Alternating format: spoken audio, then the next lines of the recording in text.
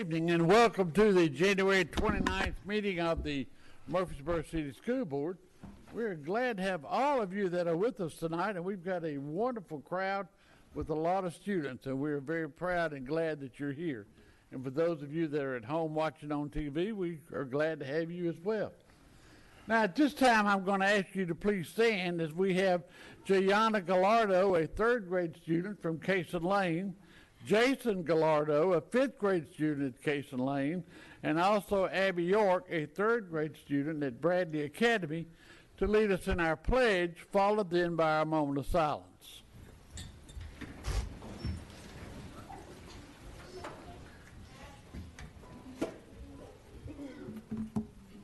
I pledge allegiance to the flag of the United States of America and to the republic for which it stands, one nation, under God, indivisible, with liberty and justice for all. And now our moment of silence.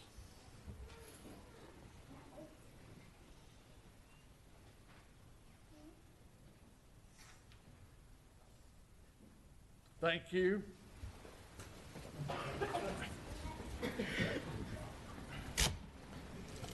You can have 2 cookies, one for each of your kids now. All right, members of the board, you have received a copy of the agenda, and I hope you've had a chance to look it over. Do I have a motion to approve the agenda as printed? I'll make a motion. Thank you, Ms. Goff. Do I have a second? I'll second. Thank you, Mr. LaRoche. All in favor say aye. Aye. Any opposition? And there is none. Thank you very much. Communications.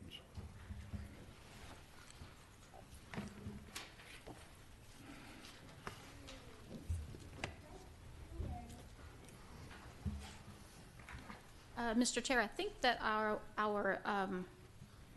audit report is first. Is that correct? So I'm going to turn the mic over to our auditor.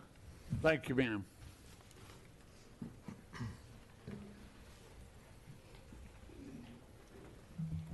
Thank you and good evening.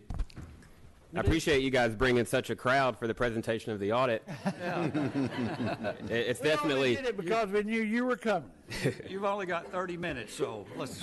Yeah, I noticed in the agenda it said brief, so my long version I guess I'm gonna have to cut short. But no, I'll get to the point. Obviously, I'm here to present not one but 2 audits: the audit of the internal school funds, as well as your entire board audit. First, I'll start with the internal school funds. I'm happy to report that we issued an unmodified opinion, which is a good, clean opinion. It's the one you want. As far as internal control, our report on internal control, we did not identify any material weaknesses. There were no issues of that such. Just a few highlights of that. Again, I'm going to keep it brief. Total revenues for the internal school funds were a little over $1.7 million for the fiscal year 17-18. Expenditures were $1.72. There was about a $15,000 decrease this year in fund balance, which ended at about $820,000, your fund balance. But it's good. It means you're taking in a lot of money and you're spending it on the kids, which is what you want to do. So do I have any questions on the internal school funds audit? Any questions for members of the board? No, sir. All right. So I'll move on to audit number 2, which is the big board audit. I'm happy to report we also issued an unmodified opinion on that audit, as well as we did not identify any deficiencies in internal control. And also with this one, due to your federal awards, we also have to issue a report on compliance with uniform guidance, and we did not identify any deficiencies whatsoever in those as well. So as far as, again, a couple of highlights, your total assets and deferred outflows exceeded liabilities and inflows by nearly $68 million, which constitutes your net position as of June 30, 2018. Your change in net position actually increased by a little over $8 million for the year. General fund revenues were nearly $87 million, up a little over $5 million for the year. I just wanted to hit some highlights. Outlays for capital assets were slightly under $6 million. You guys obviously have a lot going on, a lot of upgrades and expansions, and it shows. Are there any questions, concerns, comments? No, sir, don't think so. Thank you very much for a wonderful report. I think we need to give kudos to Mr. Anderson and his staff in the finance department for a job well done again. Thank you, sir, very much. Thank you. Thank you very much.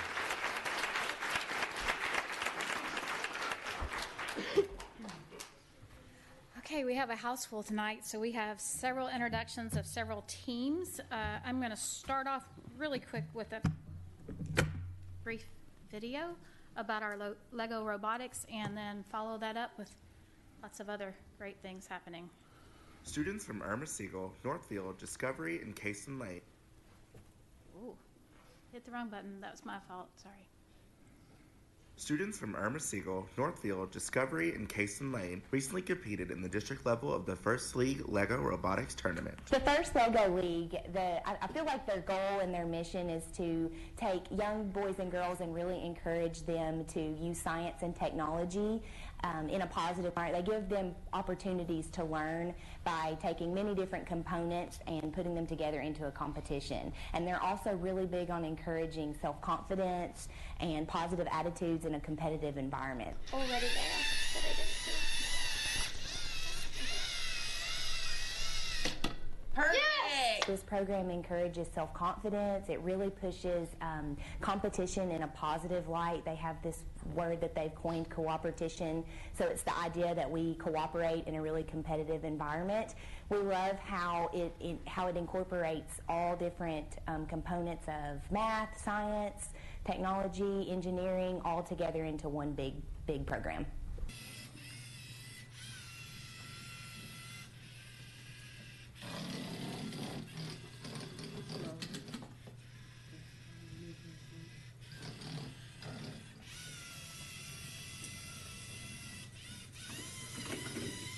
The theme this year for First Lego League is Into Orbit.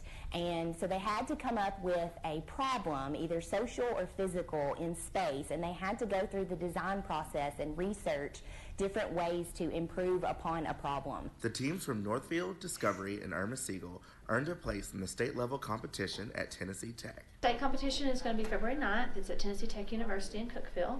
And teams from across the state will be there, and they will compete for places with robot design, robot competition, project presentation, and core values. And there are lots of opportunities for them to place and win some awards and some recognition. And the kids will go and they'll present their project and run the robot and do their presentation for core values. And hopefully they'll place and win. We actually had success last year, and so we're hoping for that again. The First Lego League has 3 components that make up the competition. The first is core values, which include teamwork, having fun, and problem solving. The next thing they do is present their project, which is taking a real-world problem and presenting the judges their solution. And last is the robotic competition, where the robot runs and completes missions with the programs that they created without interference. Congrats to all the students that are a part of the Lego Robotics teams. So tonight we have students from all 4 of our teams, and I want to go ahead and call up the coaches so they can talk a little bit more about the individual programs and about these wonderful students that are around the room. So if I could get Miss Whitney Heckert, Angela Pope, Jessica Piety, and Mary Orcutt, and I will let Miss Angela Pope start the process here talking about the wonders of Lego Robotics.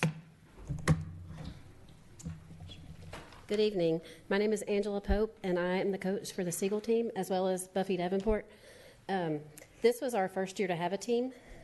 We named ourselves Luke's Lab. It's in memory of a student at our school who passed away last year from cancer, and he was all into technology and robotics, so we started this team in his memory.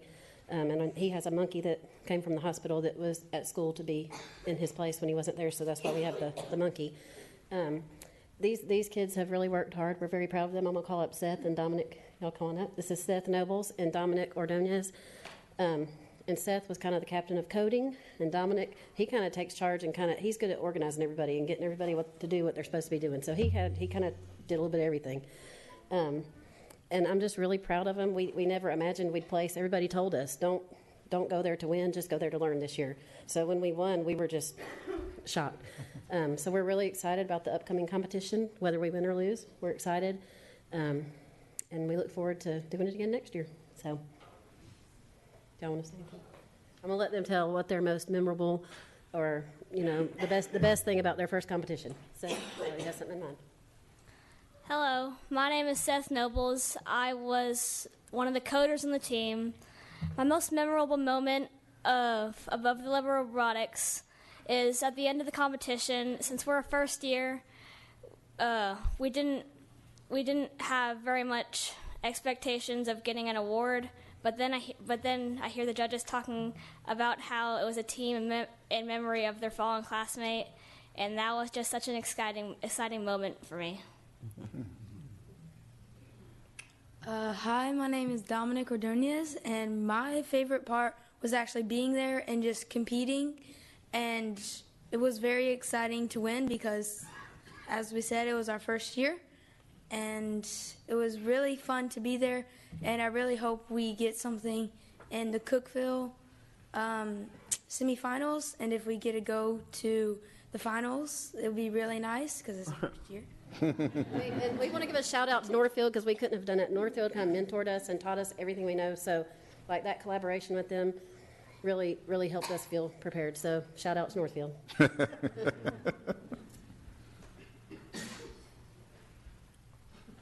Hi, I'm Mary Orcutt, one of the coaches of Lego Robotics at Northfield. And Caitlin Trammell is right over there. She's a coach, too, with us. And Dr. Knox couldn't be here tonight, but she's also a coach. And we brought with us Million Redding and Evan Barbieri. Do y'all want to walk up here? I won't make y'all say anything. They asked me, and I promised them they wouldn't have to if they didn't want to. So now they're thinking. We are so super proud of this team. We went to district competition back in the fall or back in December, and this crew placed first place in core values, which is really that positive attitude, working together, building up your peers. And we just thought that was so cool because that's really what we're all about at Northfield. And we just felt like that represented our school so well. So we're super proud of these boys and girls. We brought them with us tonight because they were kind of the head of the core values sub-focus team. And so we're excited to compete on February 9th again at the regionals in Cookeville. And we're going to be proud no matter how it ends up. So thank you. You want to say anything?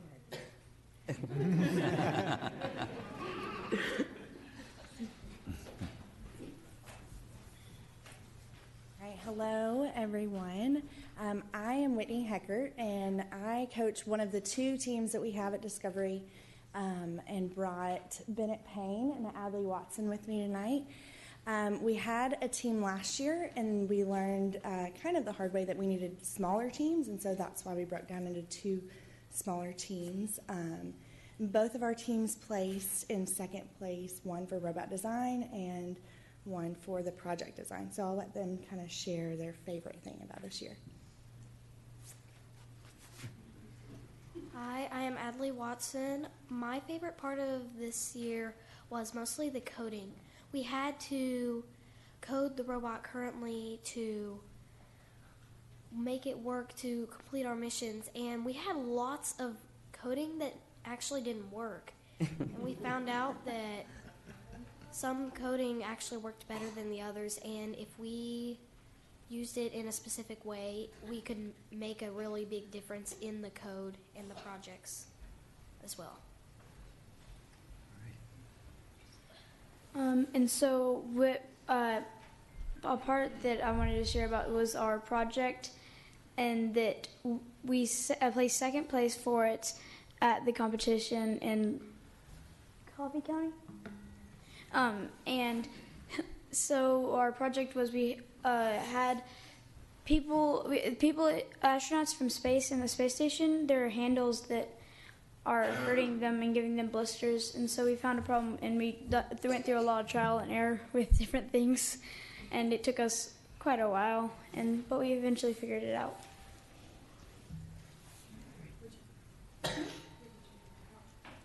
We figured out what material would be good to put on the handles, which is polyurethane foam.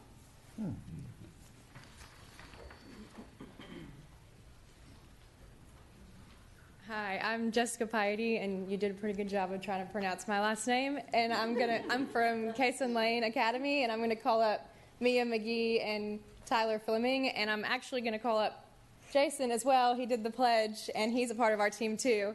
And I'm going to let them tell you kind of what their favorite part of the season was. And it was majorly a learning experience for all of us, and we were talking today about some of the things that they learned, and it was just incredible, the things that I never guessed that they would say at this point in the school year. And they've just become amazing leaders, and we're extremely proud of them. And my partner over there is Julie Seymour, that is also from Case and Lane, and she helped coach the team all year and did an incredible job. Hi, my name is Mia, and my most memorable moment was probably coding, and like where we stood up and watched the robot try to complete the missions.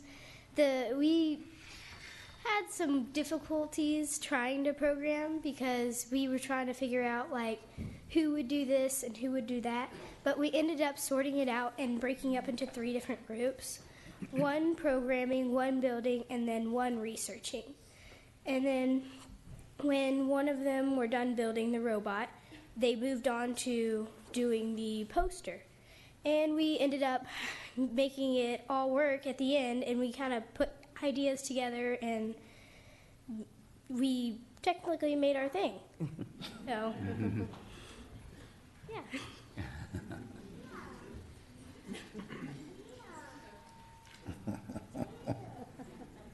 My name is Tyler Fleming, and my most thing that I liked about LEGO Robotics this year is coding and building. Hi, I'm Jason Gallardo, and the most part that I liked about the LEGO Robotics team was mostly the coding and building the robots.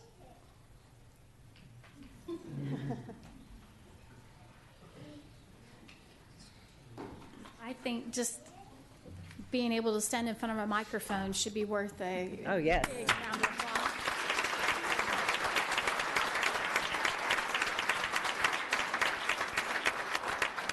So maybe we all learned that coding may be a job where maybe failure is your best way of learning. So thank you all for this, and thank you for having four schools that competed in LEGO Robotics this year, 5 teams. So we look to keep on building on that, and good luck. In 2 weeks, on February the 9th, we'll keep you updated via Twitter and Facebook and all that kind of good stuff on how they're doing in the state competition. So without further ado, I want to talk about another team that's here tonight, and that's our Beta Club from Discovery School. Lisa, do you all have any questions about? Where is the next competition? It is at Tennessee Tech, and it will be February the 9th, and I believe it's pretty much all day. Is that correct? Yeah.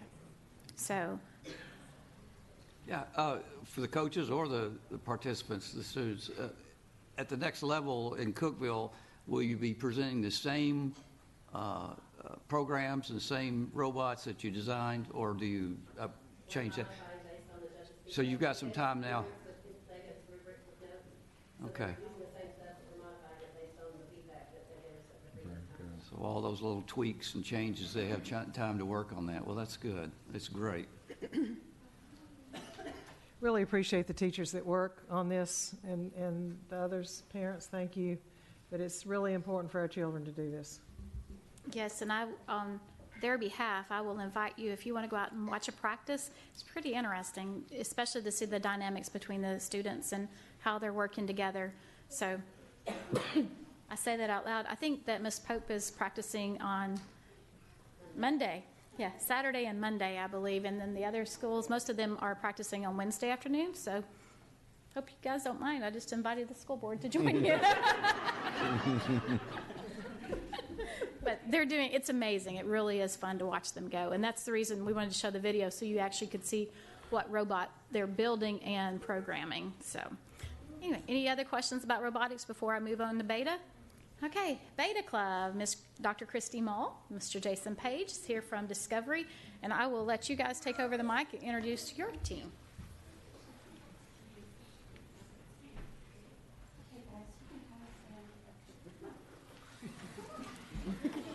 There's a reason why we have such a large crowd. So if you guys will kind of come in through the sides. And while they're finding a spot, I want to let you know what the National Beta Club is. Beta Club teaches service learning, leadership, and support of the community. And so we go and we compete once a year at the state level, and then we've qualified for the national level. And but what we do is just a part of that. Last year we had a hot hands collection with gloves, and we called it Warm Hands, Warm Hearts, that we collected for the homeless, and we delivered those to them during the really cold days of February. We had a bake sale to raise money for our national competition, and then we took baked goods to the emergency room to thank them for all that they do for our community, and they were beside themselves because they said often people don't think about the emergency room, and they loved their cookies. I mean, we've got kids that made macaroons and cake balls and amazing stuff, so they were fighting over who was going to get the cookies and everything, so it's amazing. So we are working on new service projects at this time, but I did want to let you know how we did at the state competition. First of all, Addie Scott, and when I call your name, just raise your hand. Here's Addie. Addie was elected the very first elementary state vice president for the state of Tennessee. Oh, wow. Yeah.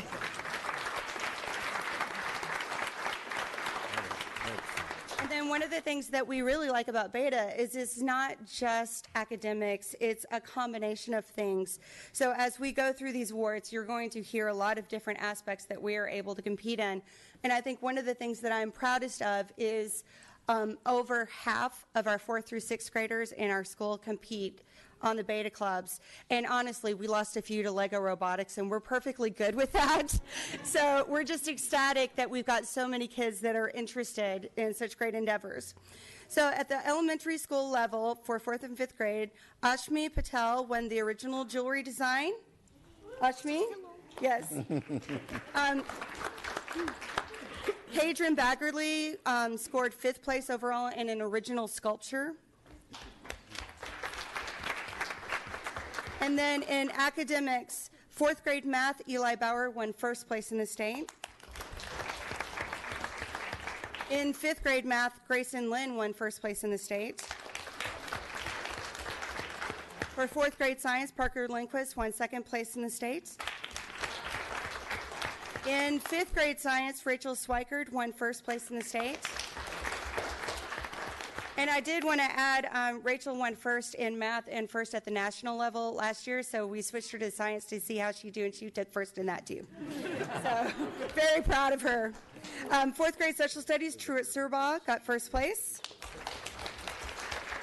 5th grade social studies, Ellie Gardner got 5th place. 4th grade language arts, Parker Griffin got 5th place. In 5th grade poetry, Allison Lewis got 4th place. In speech, Peyton Rader got 5th place. Our elementary quiz bowl team, and they had to take a written test to qualify for an actual debate round.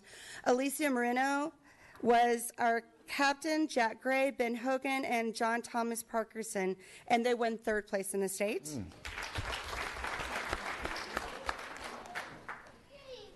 Okay, and then in elementary engineering, Matthew Smith, Luca Guevara, Bryce Holman, and Joseph Rowell won 1st place in the state. And in order to do that, they had to build a working roller coaster in 45 minutes using only the items we could pack in a tub. So that was pretty amazing. And then our 5th and 6th grade team did well in that as well, so they got 2nd place, and we'll announce them in a second. Our 2D design, which is our banner design, won 1st place in the state. The t-shirts that you see here won 5th place in the state and were designed by the students. And that team was Allison Lewis, Carter Lampley, and Sophia Lopez. And then portfolio, Addison Martin and Abigail Postal won 5th place. Postal. Here. And because there's so much, we agreed we'll split it up. Yes. So he's going to take the older kids. Yes, our junior level, which is our 6th graders, our 6th grade science, Griffin Minner finished 2nd place. Our junior engineering team, Jana Balol, Hannah Hughes, Kingston Vongsavoth, and Olivia Castor finished 2nd place. They had to build a tower in 45 minutes. And what's amazing about that group is the junior division is 6th through 8th, and of course we only have 6th graders. So they were competing with other teams that had 7th and 8th graders, and they finished 2nd place. So we're very proud of that then. And so all of the students that were named here qualify for our national convention, which will be in Oklahoma City this summer. And we already have many of our students that qualified that are making plans to attend that as well this summer in Oklahoma. So we're excited about that as well. And hopefully we'll bring back some awards from there as well. So. And then one thing I wanted to add, because we definitely don't want to forget, we did have Miss Balul, who is Janet's mom, has been working with them on, originally she was helping with ad design and 2D design, and they switched it up a little bit, but she helps with banner and t-shirt as well. And we couldn't have done it without her help. We also had Mike Hughes, who works as an engineer for Rutherford County, who trained both of our engineering teams. And they said that our engineering design was actually one of the most sound designs of any that they've ever seen. And that's pretty amazing. So we definitely could not do it without them. And then Eric Matthews is a teacher at our school who couldn't be here today, and then Beth Warren. Because as our numbers grew, we realized 2 of us couldn't do all of this. And so we were very thankful for the help and for the parents that volunteer, because we're really not just a beta team, we're a beta family. And we work together and support each other throughout all of this. So thank you. I've got a question. My question to you is, how many other teams were there in these competitions? There were 10,000 students that we competed against. From all the wow. They were the top from each of the schools, and so they had a total of 10,000. And we actually scored the most trophies and the highest awards of any in the state. So I'm very proud of them. And I do have to add, it was very rewarding to see our students who have gone on to middle school competing and thriving as well. And so I can't tell you what a great feeling it is to see our alumni now that they're competing in beta and they're going on to do great things with that. And it's just great that we got to start them out at our school at the 4th grade level. Yes. So. Very good. Thank you. Thank you.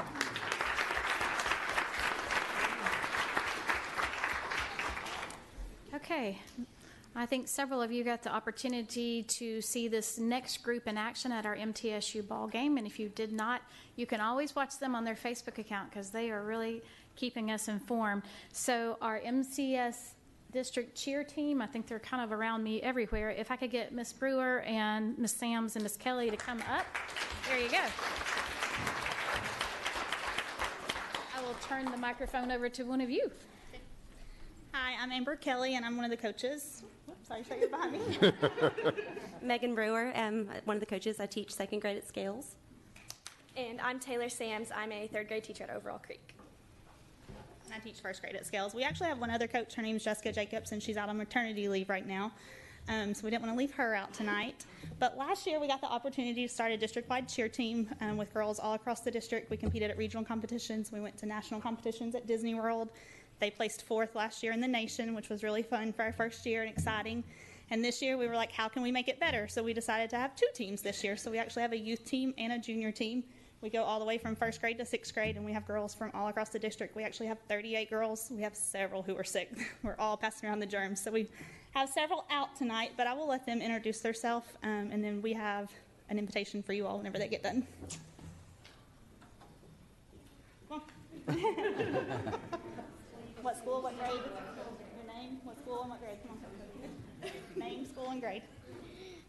My name is Kobe, and I go to Scales Elementary. What grade? In 3rd grade. I am Ella Richards. I go to Scales Elementary, and I am in 3rd grade. I'm Ansley, and I go to Overall Creek, and I'm in 3rd grade. I'm Caroline. I go to Discovery in 2nd grade. I'm Annalise Pofflin, and I go to Discovery, and I'm in 5th grade. My name's Kylie McKinney, and I go to Northfield Elementary in the 5th grade. My name's Addison Neal. I'm in 6th grade, and I go to Scales Elementary. My name is Sophie Goff, and I'm in 6th grade at Scales Elementary. My name is Jory Miller, and I go to Bradley Academy, and I'm in 6th grade. My name is Caroline, and I'm in 3rd grade, and I go to Siegel Elementary. My name is Allison Hart, and I go to Scales Elementary, and I'm 8 years old. My name is Carly. I go to Reeves, and I am in 2nd.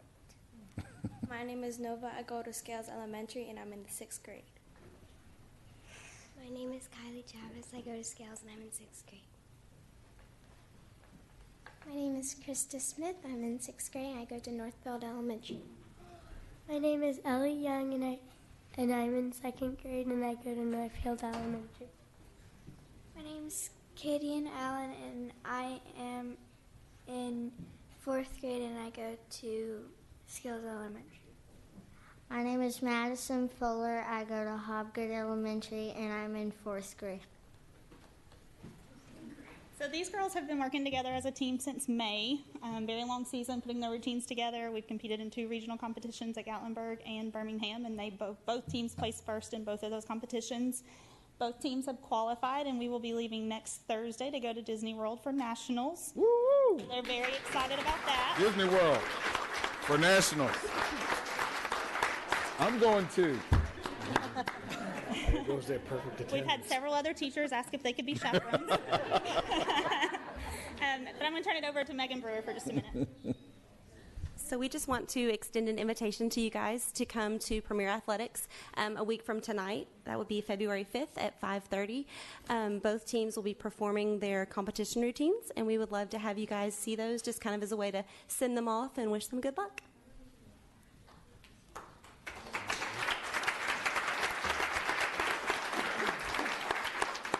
Lisa, I want Taylor. Let me have. We did tell you the wrong date. It's at Wednesday, February 5th. 6. It's my fault. I told her Tuesday. We have stuff Next Tuesday night Wednesday. too, but Wednesday night, February 6th at 5:30. 5:30. I want Taylor to talk a little bit about how you found out about this team. I think it would be interesting for the board to hear your history with this group. Yes, my sister, I actually grew up in Williamson County, and my sister cheered at Ravenwood High School, and I've always been a cheerleader. And when they went to nationals, my sister was there, and I had already started talking to Murfreesboro City Schools about getting a job here. And I found out through Facebook and through the website that they had a cheer team, so I automatically just wanted to get involved and get to help out with that. So she actually connected with them before the year ever started. As soon as we signed her, we linked her with these two. And so it's fascinating the way that happened. That's really good. That's great.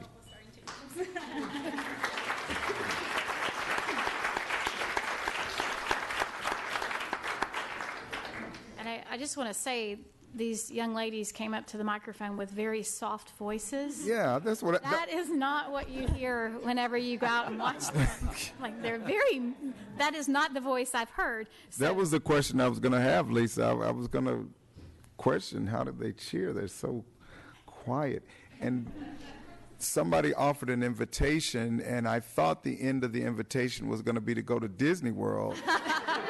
Because I was signing up for that, definitely. I think our favorite thing as coaches is not seeing them perform their routines on the mats, but the friendships they've made across the district, because there are girls that did not know each other, that hang out all the time, have sleepovers, and it's really cool to see those relationships that have formed that they would not have otherwise known. Beautiful.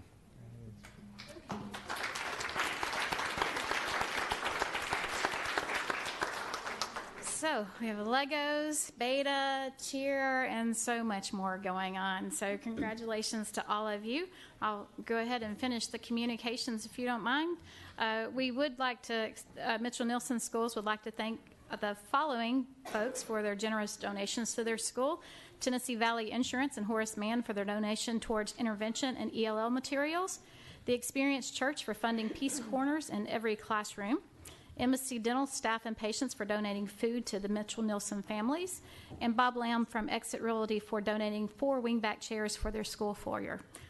Also, Murfreesboro City Schools would like to thank William and Mary Shelton for their generous donation to the Backpack Food Program over the holidays, as well as our community partners and individuals for their support of our 2018 season of sharing. Because of the generosity of these many partners, we were able to serve over 800 students for the holidays. Our partners for Season of Sharing included Siegel Middle School, St. Mark's United Methodist Church, Parks Realty, St. Rose Catholic Church, General Mills and Yoplait, North Boulevard Church of Christ, the Band of Brothers, as well as the youth ministry there, Murfreesboro Police Department, the Case and Lane Academy faculty, and the John Pittard Elementary faculty, as well as the MCS Instruction Department. We'd also like to thank individuals for their support over the holidays, totaling $4,700 to the Indigent Care Fund and the Backpack Program, and that just came in forms of donations.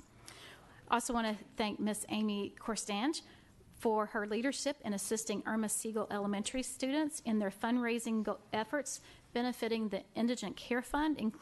The students included Katie, Collins, Aylin, and then also Harper Bird. So we want to thank that family for their generous donation to our Indigent Care Fund as well. We're also proud to announce that more than 300 Murfreesboro City School students met the requirements to participate in the Duke Talent Identification Program. This is for 4th through 6th graders. To qualify, students must score at the 95th percentile on a national standardized achievement test, at the 95th percentile on a state assessment, or 125 or above on an accepted IQ test. So congratulations to those 300 plus students. Last thing on the list, congratulations to Christy Honey. She's the librarian at Overall Creek Elementary. She was just selected as the Tennessee Association of School Librarians Librarian of the Month. And that is the end of your communications, sir. Thank you, ma'am, very much. A wonderful report. Wonderful. All right. Mr. Chairman, I just want to say I've been on this board for coming on almost half a year, and I have never seen so many students in this room before, and it's very exciting. It reminds us why we're here. We're doing this for you guys. And y'all have been so well-mannered, so quiet, and I would like to make a motion that we give these students in this room 10 seconds to just get loud. Everybody in Murfreesboro watching Channel 3 to wake up just a little bit. We're not going to do that by motion. We're just going to do that in acclamation. Let me hear it, Stuart. 10 seconds. Let's get loud, guys.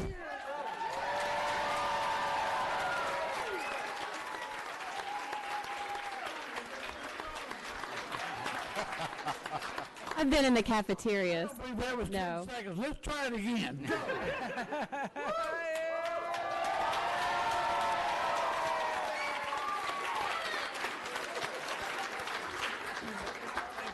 Thank you, Mr. Ross. That was a wonderful idea. All right. Now, we will move on to our consent items. Do I have a motion to approve the consent items? So moved. Thank you, Mr. Ballard. Do we have a second? Second. Thank you, Mr. LaRoche. All in favor say aye. Aye. Aye. Any opposition? And there is none. Thank you. Good chance to go. All right, action items. Yeah, before we start our action items, we are not having a snow day tomorrow, so you need to go home and go to bed.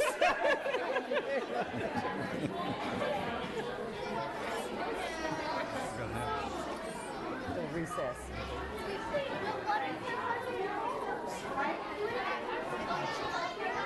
Dr. Gilbert, he wanted to know, what if your husband falls?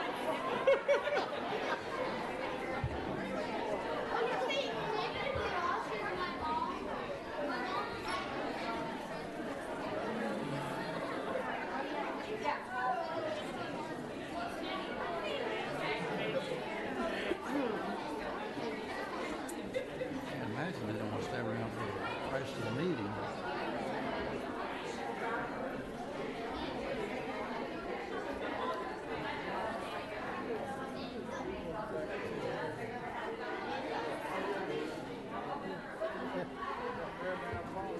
Before we start our action items, I just want to say, Board, that I think tonight with the Lego Robotics and the cheer team and the Beta Club, just as an example of your support that you give this district, because not every district can have this. And so thank you very much for understanding how important those organizations and those experiences are for those children.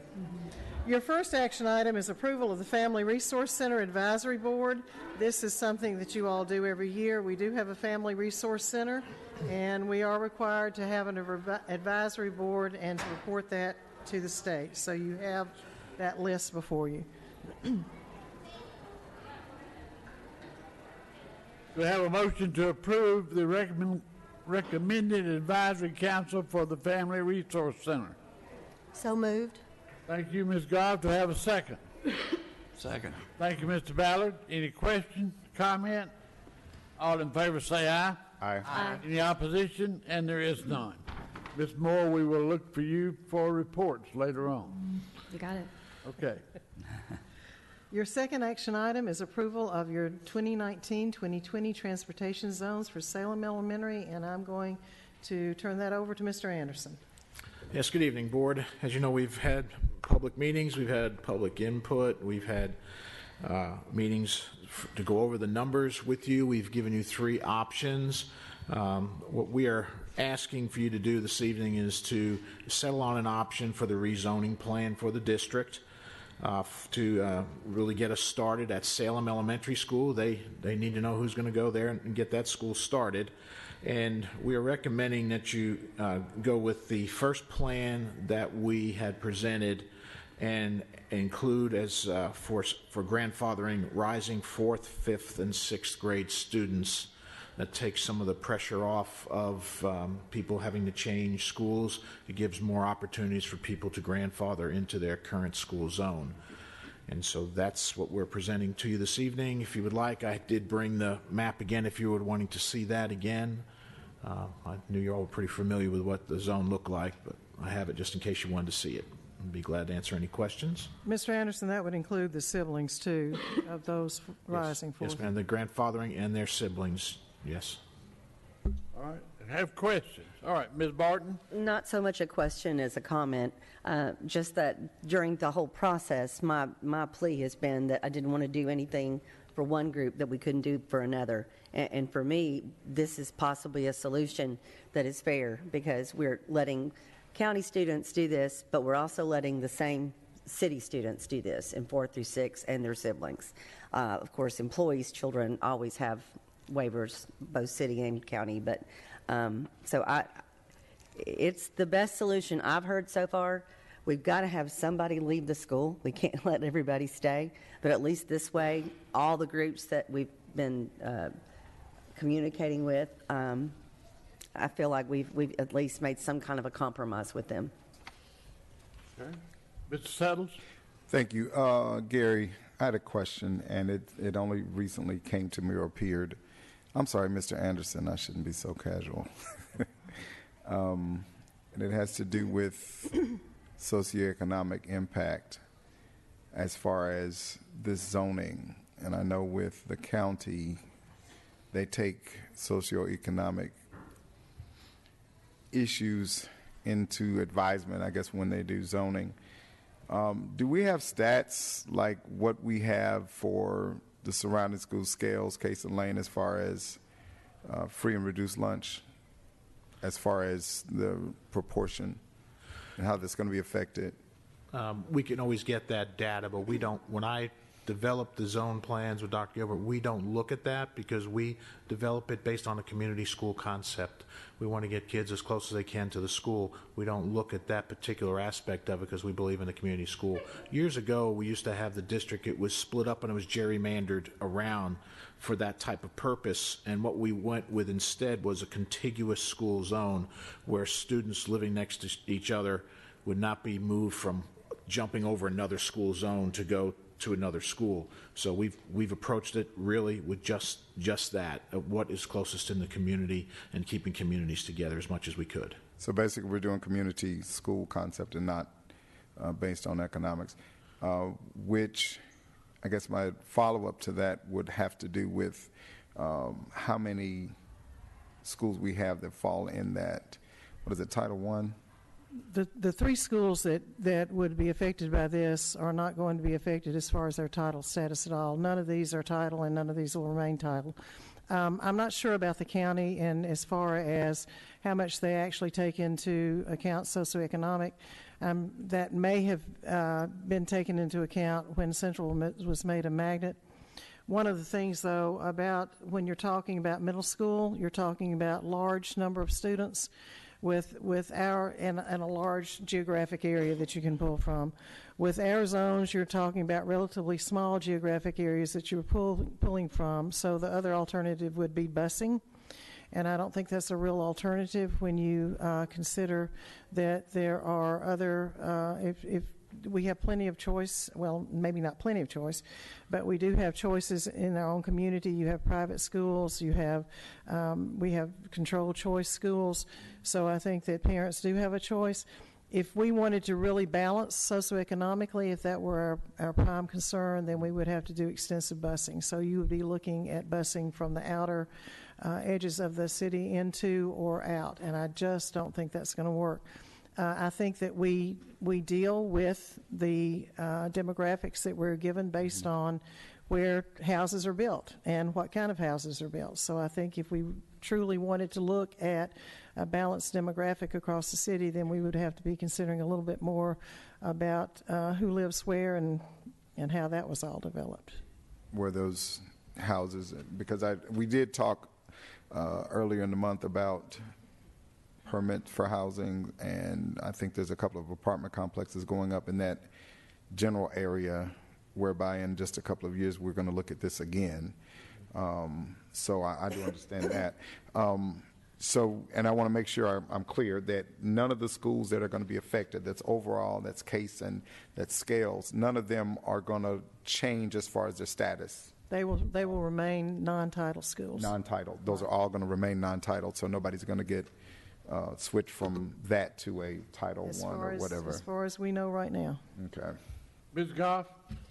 Yes, I would like to say that before we take a vote, that I want to remind the board to think about exactly who we are advocating for in these decisions. We are the voice of the people in our district, and if I have to name the descriptors that identify what we are charged to do, I'm prepared to do that.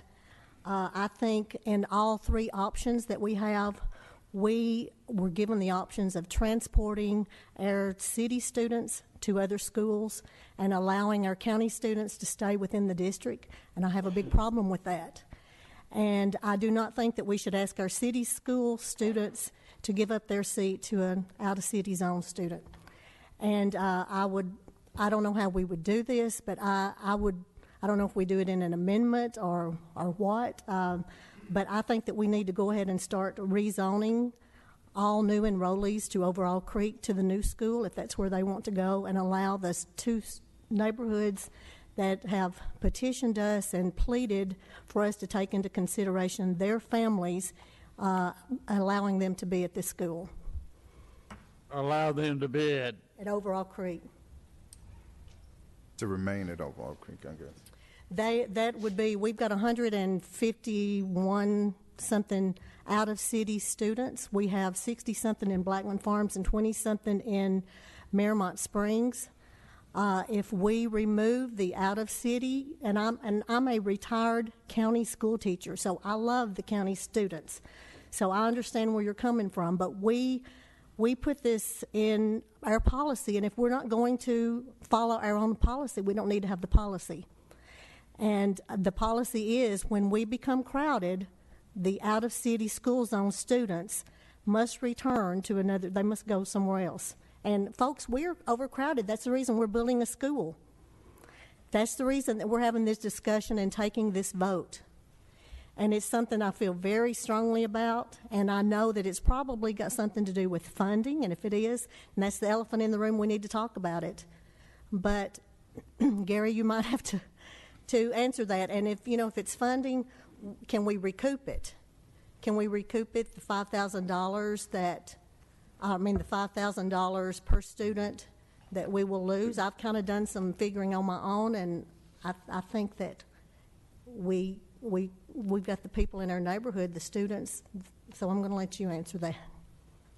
Okay, and any discussion about zoning that includes county students, city students, the more students we have, obviously, the more money we get from the state fund. We don't receive additional funds on a per-student basis from the city because the city gives us a flat amount of money based on our needs, and it's not derived from student enrollment numbers. It's derived on what we ask for and what we need to run the school system efficiently. Sure, money, I'm the finance director, so money is always on my mind about what we do. You have the potential, if you decide to go ahead and have county students leave the system, you do have the potential that you can lose some funds and may not be able to do what we want to do. Also would be the potential to lose growth funds. Last year we got $1.2 million in growth funds, and this year we budgeted for $1 million in growth funds. So we're hoping to obviously achieve that level. So yes, money is a factor in this, but it's also about the students and what we've done in the past, the history that we've had since 2010. That was that's why I went back and looked back as far, 2008, and looked, and it was the same procedure in place. This is the first time it has come into play where it has put the board in a position of trying to decide what to do. It just never happened before. Under Plan 1, that proposal, the rezoning plan that comes under 1, and the only change is from the original plan that we saw was that we're grandfathering in upcoming 4th grade students at Overall Creek to stay there. So upcoming 4th, 5th, and 6th grade students at Overall Creek. And their siblings. And their siblings. It's all schools, right? Not just Overall. What? It's, yeah. For all of the schools, not just Overall Creek. Yes, okay. So we're saying that they all can stay where they are if that's what they want to do. So that's the only difference. That's the only change in what we saw in the beginning. I'm correct, And their right? siblings, right. I don't know that. What does that have to do with county students? Where do out-of-city students come into play in that proposal?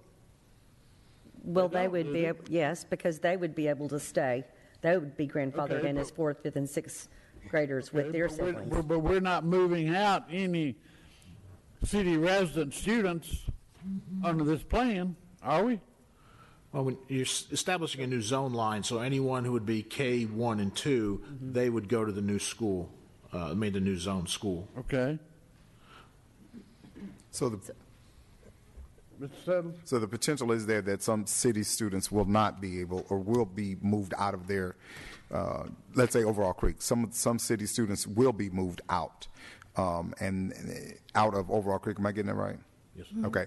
And some city students will be moved out of Overall Creek. And I think to my colleague's point, if we're moving city students out, it seems that we are favoring county students that have a waiver.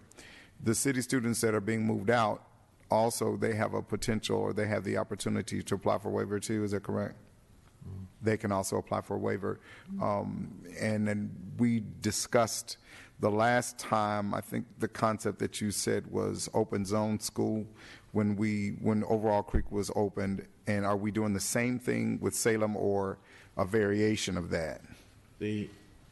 My intent was to open zone it to begin with, as we've done for other schools. So students can go there, whether they're city students or county students at this point, unless the board makes a decision to do something different. Sure. And hopefully the final follow-up from me, the students that are going, I'll say, back to Scales, for instance, were students that were at one point zoned for Scales. Then they were rezoned for Overall Creek, and now the possibility is that in other words, it's kind of a redefining of that old zone line. Am I correct? It is, but by having the grandfathering and sibling clauses, it will not have a student go from Scales to overall back to scales because they will have outgrown that already. Because so it's not necessarily, we're not been going to 5 influx of years. students from that. And if I'm understanding that Blackman Farms is going to be zoned toward scales. Yes. Well, I'm just going to quote the descriptor code 1.100. The governing board shall be the Murfreesboro City School Board elected to represent citizens residing within the boundaries of the school system and non-residents under conditions specified by state or the board. And also descriptor 6.205, once an out-of-city student zoned has been admitted to a Murfreesboro City School under this provision, the student shall be allowed to attend a Murfreesboro City School. It doesn't specify the one they're presently attending, a Murfreesboro City School, provided that the students and the parents pay the tuition, which we don't charge that. So I can't support, in my opinion, giving our city students seats up to give to county students. I'm sorry, I have a problem with that. Understand. Whatever you change in your zone this time, you're going to have to come back and change again in a few years. Well, so that's I'm going to be saying- now or it's going to be later. We're going to have to But zone. if we go ahead, anybody that the information that we were given at our last public meeting, the building permits, if these people, these parents that purchase the homes and they know they're living in the neighborhood of Overall Creek, they cannot enroll at Overall Creek. They would have to be rezoned to Salem Elementary because we are overcrowded. We are at capacity and we cannot take any more students. So why not rezone those students to Salem Elementary when they move in? Let them know up front. We're going ahead and rezoning you right now because we do not have space for you until we build a new school in 2 more years in this area. Are you saying if they move into what's the Overall Creek zone now? Pardon? Are you saying if they move into what is now the Overall We Creek need zone? to go ahead and start rezoning. Well, they would have the option to do that if they wanted to, but if they move in the zone, they go to that school. How do we change that? Be the Because we board. are at capacity. That's the reason we're having to transfer students right now to Salem Elementary, is because we are at capacity. So why should new families be able to move into this neighborhood and go to that school? It's established as a transportation zone for busing, to run our buses, so that's just the way it's been established as transportation, and that's the way every district I know does it. May I ask a question, though, Gary? My understanding was that the people that were being grandfathered in, the 4th, 5th, and 6th graders and their siblings, are we providing transportation to them, to the school they want to come to? Only to the school they're Only to the school they'd physically be zoned zoned to. That's what I thought. Okay.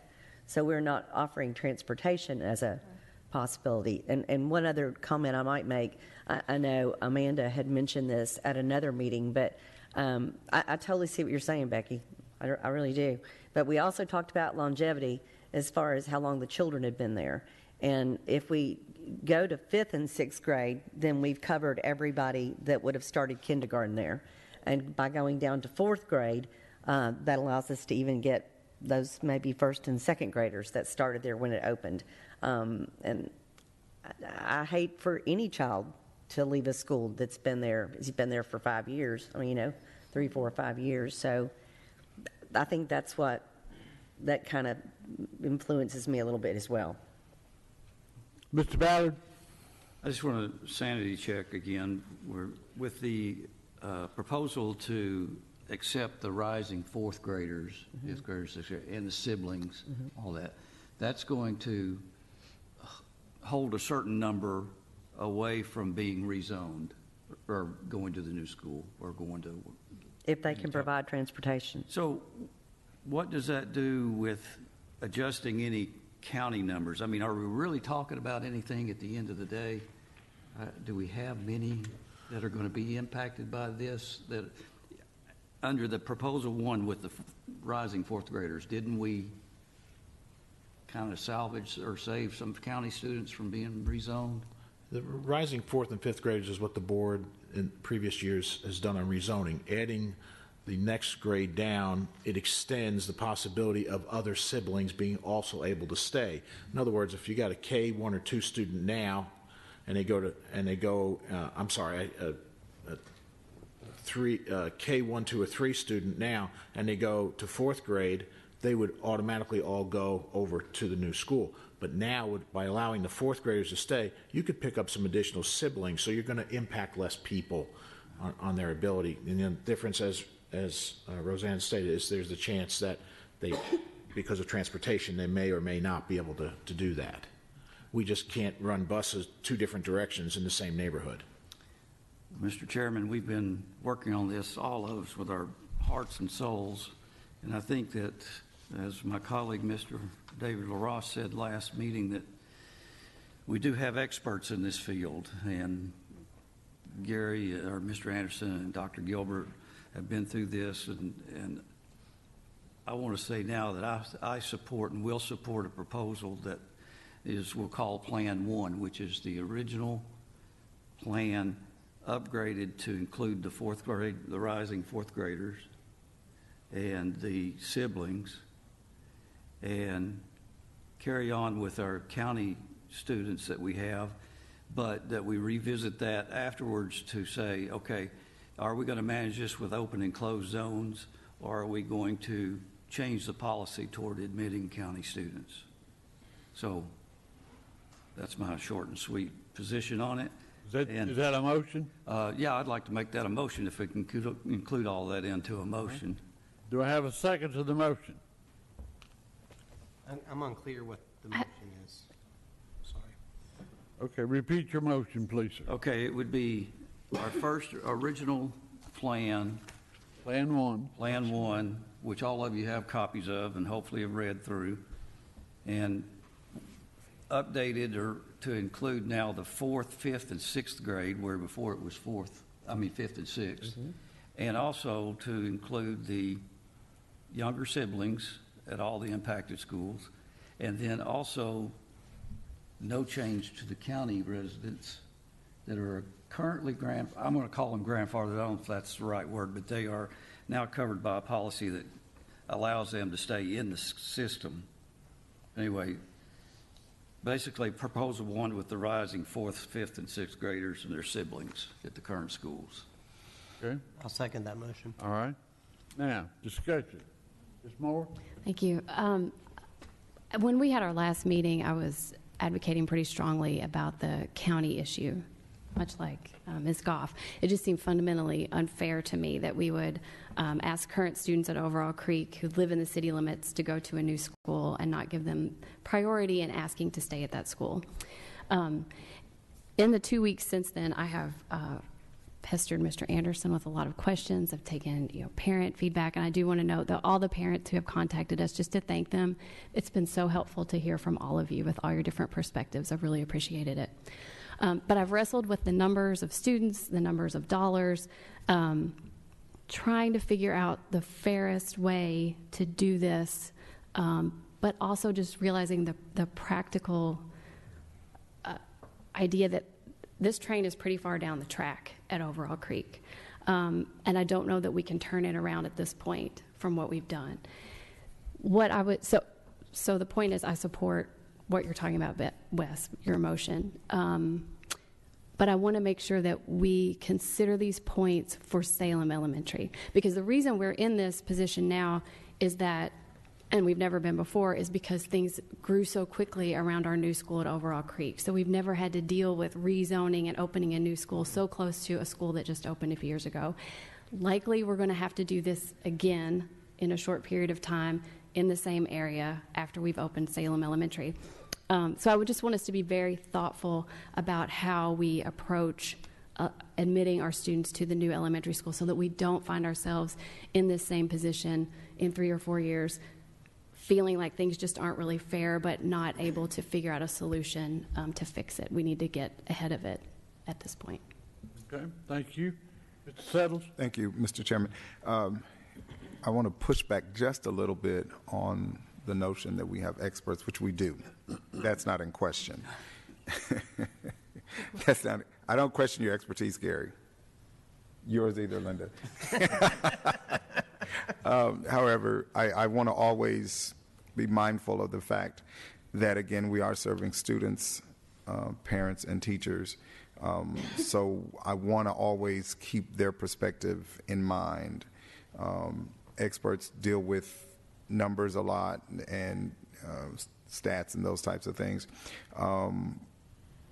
The question that I have, and hopefully it will be the last, the question that I have has to do with our performance at the schools that are mentioned that are going to be affected. Scales overall and Kaysen. And you may not have this offhand, but somebody does, or have access to it. Are their performances in all three schools pretty much equal? I don't see any damage really at all with what we're talking about, especially the numbers that we're talking about when you're talking about the size school. Mm-hmm. And that's one of my concerns, is that the performance level and some things that have been communicated to me. And I want to always keep that in my mind because, again, we are serving our constituents, so we don't want to take it lightly that they have concerns about the schools and how they will be left. I will commend our director and our finance director on doing an outstanding job. This is not easy. Rezoning is never one of those things it's very lightly taken or easily done or handled, but you all have been really, really good at doing it. It's not a job I would want to do, so thank you. That's going to have to answer me, and thank you. I'm done. Okay, any other discussion? Mr. LaRoche? I'd just like to say, Becky and Amanda are completely right. I think their points are extremely valid. The conclusion I've come to is that even if we try to make room in in Overall Creek by canceling the county waivers, it does not help us fill the new school, which is a big part of our decision, our necessity in doing this. And I also understand that we're going to be in the same road maybe even sooner than we otherwise would. And so as much as I understand and appreciate, our obligation to the students who are in the city limits and whose parents are voters in the city limits, singling out those students, I just don't think it's going to help us at all. And my opinion is to defer to management, as they say, and the expert opinion. And so I support Mr. Ballard's motion. Okay. Well, I think everybody has expressed, and we have been through a long process, and I am sure that we all have had a lot of silent moments reaching for the best solution. And whatever we decide, and we knew this 2 months ago or whenever we started, we are very well aware that everybody is not going to be happy. It's a major decision that affects a lot of people, but it's either move some students or put children in portables, and we don't want to do that. Those are not the best learning. Well, I won't say that. I'll say they're not the best type of classroom that students need. And I just hope that whatever we decide, however this vote goes, that those people that are affected either way will understand that we have put a lot of deliberation, a lot of thought, probably a lot of prayer into it, and we hope that we're going to vote and do what is best for all of those that are involved with Murfreesboro City Schools. Any other discussion? Roll call vote, please, Mr. Van Cleves. Mr. Ballard? Yeah. Ms. Barton? Yes. Ms. Gall? Nay. Mr. LaRoche? Yes. Ms. Moore? Yes. Mr. Settles? Nay. Mr. Campbell? Yes. We have 5 yeses and 2 noes. Okay. All right. Any other discussion or question? I do think it's important to recognize that really, regardless of of how the zoning went, that we were at the right point to build a new school, and we're at the right point to have that new school come online in August. I know there's always a debate about what is that, and I don't like this term, but the term is sweet spot. And I do think when you look at the numbers that we have in that area, and when you look at the need for that school, we can certainly let the council know that it was the right time to build this school. So we thank them very much for their support, and the board very much for moving forward to have a new school. I agree. Next item, approval of 2019-2020 school calendar. You have that before you. Just some comments on this. Did ask for, actually went to all and asked for their opinions about some things we tried this year. So there's some key things that you will find in this calendar. One is that we have about the same start time that we had last year. In fact, if you look at the calendar, we started on that same Friday, and we're doing the same thing this year. We are changing a couple of things. One is we moved away from the half day of in-service to the full day. We feel like that's much more productive, and I am thrilled that we actually have 2 back-to-back days in the fall. So I'm really excited about that. I think that'll be really beneficial in September. When I look at the calendar, the in-service days for the teachers seem to hit just right where they need to hit. We have moved away from, Rutherford County has their half days on Thursday, and we're moving to a full day on Friday, and this is something that we heard from our teachers. We have the full day on December the 19th, and the county has a half day on the 20th. We did that this year and found that to be really productive. The half day with the county is actually only a couple hours, and so we felt that was very productive. We do end before Memorial Day, so that was something else. And we do expect approval. I do have to write the state and tell them what we'll be doing on those stockpile in-service days, but I don't think there'll be any problem with that. So you have the calendar before you tonight. I have a question pertaining to the stockpile days. Okay. All right, now we've got 3 of these that we're using as in-service days, is that correct? We are... Or is there 4? Well, that's a good question. The first 8 days we have made up through the 7-hour school day by stockpile and time, so those basically would be the days we would have for snow. So we actually are using 5 of those stockpile days for in-service days. And they have to be used. It's kind of interesting the way they do that. We have to start school before we can use those days, and we have to use those days before we end school. And they're really specific about how we can use those days. And literally, I do have to write to the state and give them an agenda. I'll have to do that before April for each one of these days to say how we'll be using them. Okay, so in this calendar, with those stockpile days being used as in-service days, and those stockpile days, when they started, were originally for snow days. But what happens if we have 6 snow days? Really? Are you serious? We live under a dome. We do not have snow days. Yeah, that's right.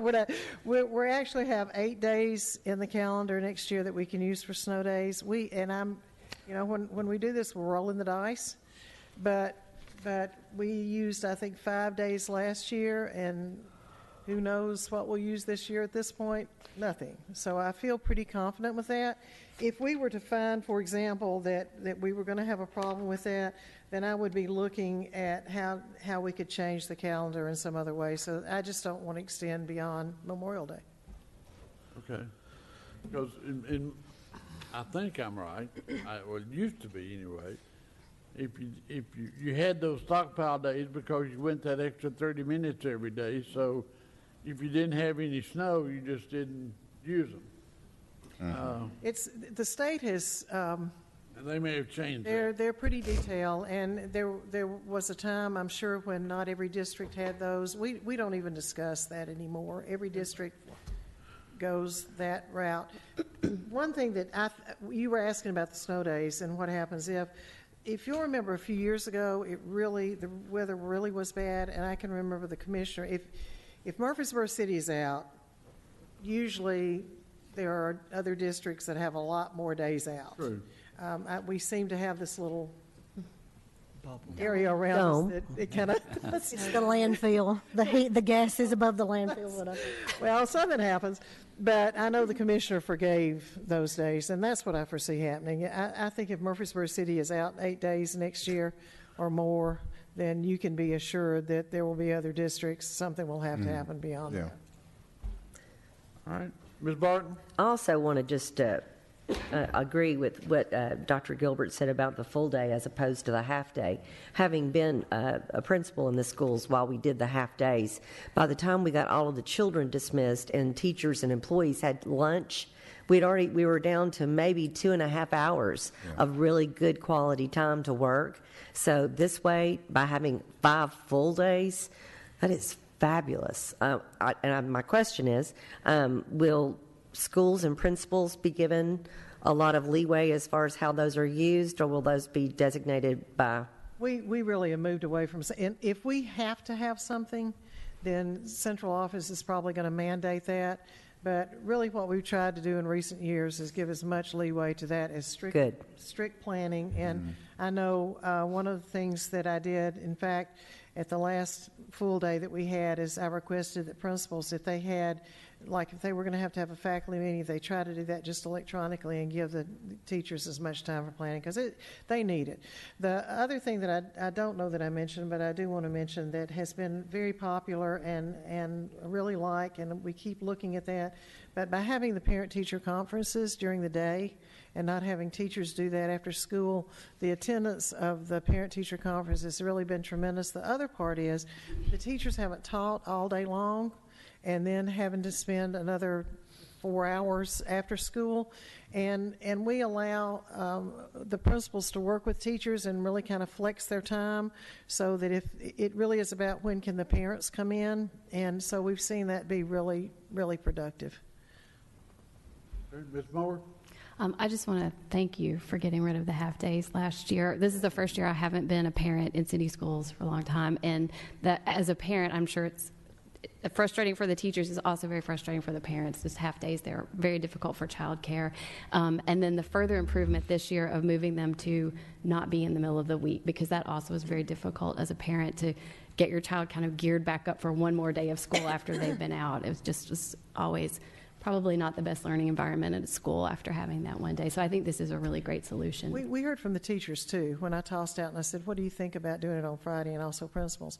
It's hard. You get into routine, and I know teaching back-to-back classes, you have that break and all of a sudden your routine is off. So it's really hard to have that Monday, Tuesday, Wednesday solid teaching and Thursday off and then having to come back in on Friday. So we'll see how it works, and if it doesn't, we'll take feedback and we'll change it again. Mr. Ballard? Dr. Gilbert, I see we've got Election Day, March 3rd. We do. I was ready to comment on that. And you know how we all love the Election Day shutdown or close out of our students for the day. Would you, in a perfect world, if we didn't have that Election Day, would you still need that day for an in-service day, or you're just taking advantage of the fact that? Well, we're taking advantage of that Election Day. But I would want another day in there for planning. The way it falls is really helpful. So if teachers can plan, we already have more than we have to have, and it's hard to believe, but we're required to have 2.5 hours of planning a week, and we already exceed that because we go 45 minutes of planning a day, and we ask teachers to take one of those planning days for Professional Learning Communities Day when they plan.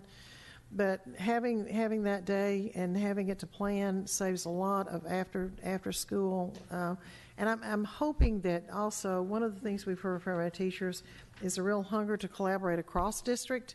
And we already give TDL, temporary duty leave, and professional days if teachers want to go visit. But I'm hoping, and I'll talk with principals about this before we do it, but I really would like for us to see one of those days this year where we can either, I don't know that we want to go full grade level across district because you wind up with a whole lot of people, but if we could pair schools or maybe put 3 schools together in a grade level and share ideas, that's the other hunger I hear, is that real desire to collaborate across district. So we'll see how that works. But we would like to get out of the schools being polling places. correct? Always. We talked about that, and did. I have talked to Mr. Farley about that a couple times. Is that at a local level then, is where that comes from, or that is is that state level? Yeah, there is a state law. And that what that law, if I remember correctly, and Dr. Gilbert and I have not met with him yet, but we're going to. The law states that they have the opportunity to use any public building. And that's where the schools, from any public building within the county, and I believe that's the way it reads. And he explained that to me, and Dr. Gilbert and I have discussed it a little bit, and we're going to meet with him. I don't think he is in opposition if he can find a place. Right. So, and maybe by that time, that will change. I think the environment is good now to make that change with the safety issues that we have with allowing voters into the building and forcing us to call a day off from school. So. Well, I think there's the other thing to consider, well, there's two, is the good neighbor aspect, being a public building, being a good neighbor. The other aspect is the civic engagement portion of it, which is the voting. Teachers can use the opportunity, letting students know what's going on while they're not going to be there discussing the process of elections and things like that. I do know that it becomes somewhat of a hassle, but it's kind of part of the price that we pay for what we're able to do. So I understand the difficulty, and I hear it on both sides, from people that are running for office, including ourselves, as well as teachers, that their day or whatever is disrupted. But I think Dr. Gilbert has done an excellent job at kind of, I don't like to use the word finagling, but finagling that to our benefit. So, if it's what we have to deal with, let's make some lemonade. If I could also piggyback on what David's saying, it really isn't so much the hassle as it is the safety issue. Yes. Sure, it's a hassle, but the biggest fear was all these people in the building that have no connection potentially to the building, don't have children there, grandchildren there, and they're in there hopefully to vote. But it just lets another layer of people into the building that we can't secure. Yeah. And I am grateful that they have decreased. We do have greatly decreased number of buildings that are used now than what used to be at one time. But it is an issue. One last question. Mr. Ballard? Do teachers, administrators have input on this calendar as you work with it, the focus groups or whatever? Yes, sir. I actually sent out to all and asked them about the half days. I've forgotten what I did ask about. I asked about half days. I asked about the whole days before Christmas. I asked about ending before Memorial Day. And then I sent out a draft copy to the Teacher Advisory Council, like you have this copy, and also to the principals and assistant principals. Thank you. All right, do I have a motion to approve the calendar of 2019 and 20? So moved. Thank you, Mr. Settles. Have a second? Second. Never mind. We all second. We'll give Ms. Barton credit for that. Oh, well, thank you, Mr. All in Campbell. favor say aye. Aye. Any opposition? And there is none. Thank you very much. Thank you. Under reports and information, you have the personnel report. And if you have any questions about that, if you would please contact Mr. Ringstaff. And then we have the enrollment. I will tell you that we're about to get into, we're already in recruiting season, as a matter of fact. So we've already hired some folks for next year.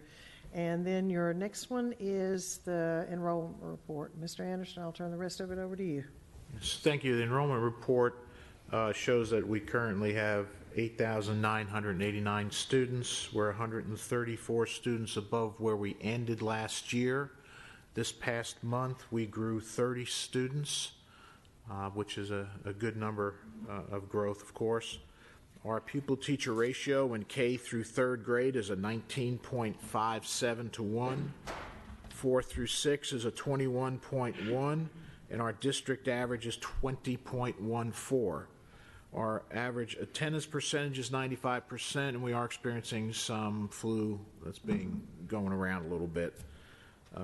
Other than that, the numbers are solid, and we're growing a lot in our special ed area of students. We're getting a lot of students in that area. Yes, sir. Also beginning to see some ELL increase. Yes, sir. We lost our chairman. Yeah, we just lost him just for a minute. Are there any questions on the... Had enough. He's had it with you guys. Any questions on the the enrollment report? Yes, sir. Mr. Ballard. Thank you. Councilman, where are we on the, if you can answer this, where are we on the moratorium on apartments? Do we still have a moratorium, or the ones that were grandfathered are going to be completed, but there's no new ones? Yeah, right now that moratorium, I don't believe we have that in place anymore. I didn't think so. So, but that is. So it's still, as Neil Young says, in the field of opportunity, it's plowing time again, huh? They can just That would be a good analogy. Yes. Any other questions? So they could still just build them, and they will come. Well, that's what's happening. Or they have come. They've come, and now we have to build. Something. Yeah. Okay. Any other questions on the enrollment report? Oh, our chairman's almost back. Let's get done real quick. Revenue and expenditure report. I have those questions. Yes, on the revenue expenditure report, we're at the 50% time of the year. We're still in the red, almost $1,362,000. Last year at this time, we were in the red, $1,969,000. So we have about a $600,000 improvement in that area. On the revenue side, the really good news is sales tax is through this period of time last year, we're up $383,000 in collections, which is really good news since we didn't project any additional sales tax collections from last year to this year, which is really, really good. And property tax collections are up $48,000. And as you know, the property taxes, really very little has come in so far because they have until February. Typically, we get into the black in the next month is when we go over the line of starting to have positive cash. And right now, we're living off our fund balances. On the year-to-date expenditures, we're at 42.3%. And last year, we were at 41.3%, but the additional revenues has covered that, and that's why we have improved our cash position at this time. Anyone has any questions on any of these? Yes, sir? You did say there was an increase in our sales tax revenue? Yes, sir. I'd like to take partial credit for that because I've been telling my wife to shop local, and I think she has. So I want to take partial credit for that if I could. Well, I thought you were going to say you bought a boat or something. I thought he was going to tell us he bought that $1 million house out on the highway. She spent over $3 million then to make up this. She did pretty good. She did. She didn't spend all three of it. So we do encourage everyone to please shop locally and keep the revenue in the city and the county. Absolutely. So that we get our share of the money. Thank you. Oh, I'm sorry. Do we get revenue from the sales tax revenue? I understand. We do get a percentage of hotel motel tax as well, or no? Is that in that big ball? I don't know how they split that. I don't know if it shows into sales tax or it's in a separate category. I can find out. But okay. I don't track it because we get a lump sum from the county where they collect all the monies and from the cities and the county. Typically, the city sales tax amount is a higher increased percentage because the county has a lower one. So we get the blended share of what it is. All right. Other business? I don't have business, just have a comment. Okay. I don't think we mentioned it, but we've been the recipients of many goodies and gifts and books placed in our name in libraries as a result of National School Board Week. And so we just want to say thank you to all the schools. And I remember as a principal having to do that. So thanks a lot. Marquees on all the schools I'm around. saying having and wanting to do that. That's what I said. Two other items. Number one, I would say if you had the opportunity to attend the Excellence in Education event last Friday night, I'm sure that you enjoyed it as much as we all did. We were had the opportunity to sit at the same table with the chairman and also the vice chairman of the State Board of Education, and had very good conversation with the chairman. She was very nice. She and her husband were there with Gordon Ferguson and Cindy. And then today, Dr. Gilbert and I met with the executive director of the State Board and also Mr. Ferguson, a meeting that we had talked about back during our retreat, and I'll let Dr. Gilbert expand a little bit on what we learned or didn't learn or what we expressed. As you know, the legislature makes a lot of decisions. And once the legislature makes those decisions, then it's the responsibility of the Tennessee State Board and the Department of Education to carry those decisions out. So some of those decisions, for example, funding, raises, and all those things, a lot of times have been already built into the law. Certainly some of the evaluation information is in the law now. But we did talk with them about some things, teacher pipeline, and some things that we would like to see changed about the teacher pipeline. And also, one of the things that we're seeing is just a continuation of a lot more paperwork, and the question of whether that paperwork necessarily guarantees excellence. So I shared with them, and I can email you the document that we shared with the State Board Executive Director. I'll also be sharing that with the Tennessee Organization of School Superintendents. But I do think that we need to be very aware of what we're asking teachers and principals and superintendents to do. I do think that we are going to have to decide that we're going to be positive about the teaching profession and understand that all of us were impacted by teachers, and probably none of us would have our professions if it were not for teachers.